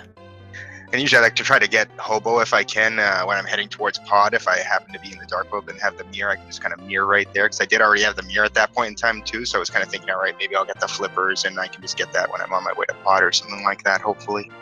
Yeah, that was the other point where we said this could be a problem when you went to Pod and did Pyramid. That kind of crossed off any chances of routing Hobo in with anything.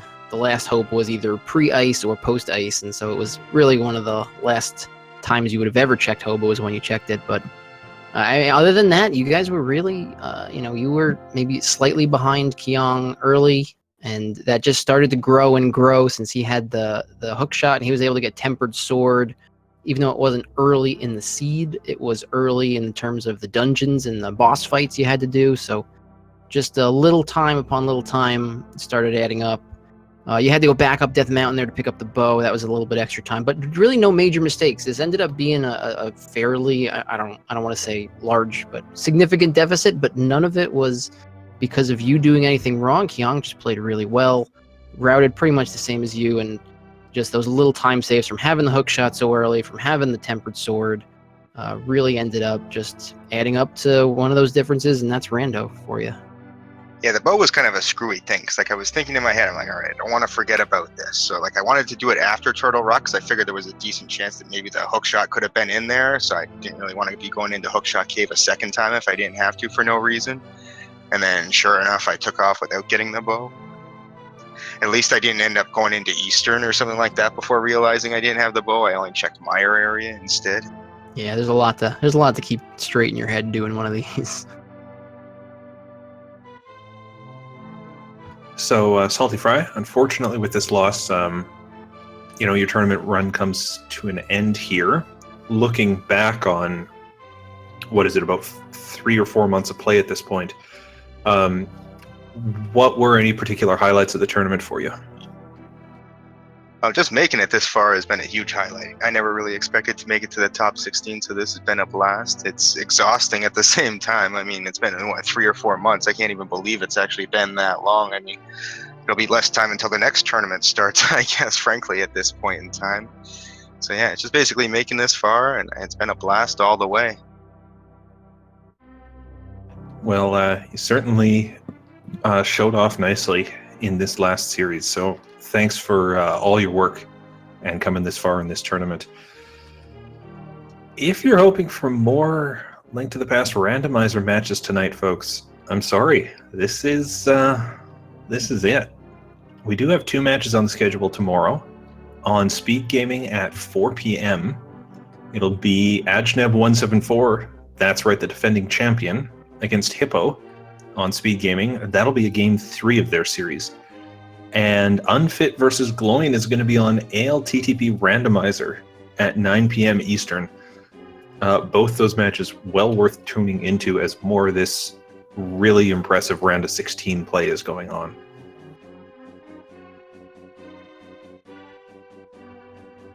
If you still want some speed gaming action going on tonight, over on Speed Gaming, the main channel right now, there's a Super Mario Bros. 3 race in progress that I'm sure we'll be hosting, so stick around if you still want to see people racing at video games. I want to give a big thanks again to Dragon Master for tracking this race and hanging out in chat and keeping track of the crazy convolution that was going on tonight. Big shout outs to him for keeping this race running. And if there's nothing else for tonight, I will give the final word to my co-commentator, Bwayne. It has been a pleasure watching this with you, man. I've been Philion. Good night, everyone. Yeah, Philion, I'll just echo all your thanks, and it's been great commentating with you as well. This is, I've been looking forward to this all day, ever since the catching game 1, which was crazy. This game did not disappoint either. Looking forward to seeing more from Kyong as the tournament moves forward. Everybody, we've got plenty more rando to come. We're not at the end of this tournament yet, so stay tuned. Keep your eyes on the schedule. There'll be plenty to come, but for now, we're going to say goodnight, and we'll see you guys next time.